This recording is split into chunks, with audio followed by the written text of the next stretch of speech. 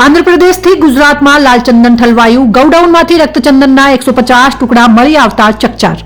ગુજરાતમાં ઠલવાયું લાલચંદન. પાટણમાંથી પોલીસે રક્તચંદનનો જથ્થો કર્યો જપ્ત. પાટણ પોલીસની મદદથી આંધ્રપ્રદેશ પોલીસનું ઓપરેશન. ગોડાઉનમાંથી ચોરીના 150 રક્તચંદનના લાકડાના ટુકડા ઝડપાયા. પોલીસે 3 આરોપીઓની કરી ધરપકડ. દક્ષિણ ભારતના આંધ્રપ્રદેશથી ગુજરાત સુધી રક્તચંદન પહોંચી ગયું હતું. તિરુપતિ રેડ સેન્ડર્સ ટાસ્ક ફોર્સે પાટણ એલસીબી પોલીસને સાથે રાખીને એક ઓપરેશનને પાર પાડ્યું હતું અને હાજીપુરના એક શ્રેય વિલાના ગોડાઉનમાંથી રક્તચંદનનો જથ્થો જપ્ત કર્યો હતો અને 3 આરોપીઓની ધરપકડ કરી હતી.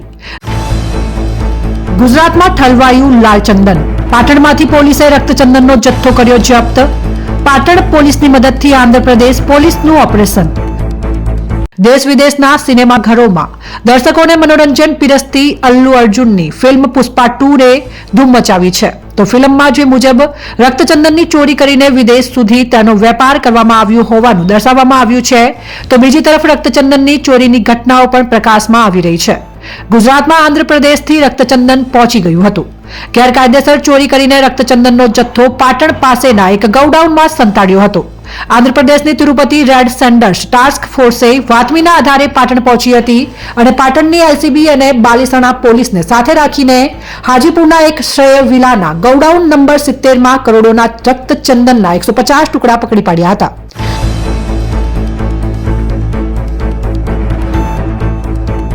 ગોડાઉનમાંથી ચોરીના 150 રક્તચંદનના લાકડાના ટુકડા ઝડપાયા. પોલીસે 3 આરોપીઓની કરી ધરપકડ.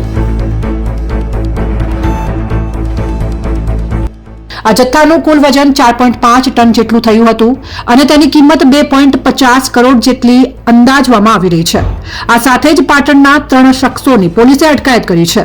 આ ત્રણેય ચંદનનો જથ્થો ચીન અને સાઉથ એશિયાના દેશોમાં દાણચોરી કરીને વેચવાના હતા અને પોલીસે પરેશજી કાંતિજી જવાનજી ઠાકોર અને હંસરાજ વીરાજી તેજાજી જોશી, ઉત્તમ નંદ કિશોરભાઈ પુખરાજ સોનીની ધરપકડ કરીને વધુ તપાસ શરૂ કરી છે. પોલીસ તપાસમાં આંધ્રપ્રદેશથી શાકભાજીની આડમાં આઈસર ટેમ્પોમાં રક્તચંદનનો જથ્થો ગુજરાતમાં લાવાયો હોવાનું જાણવા મળ્યું છે.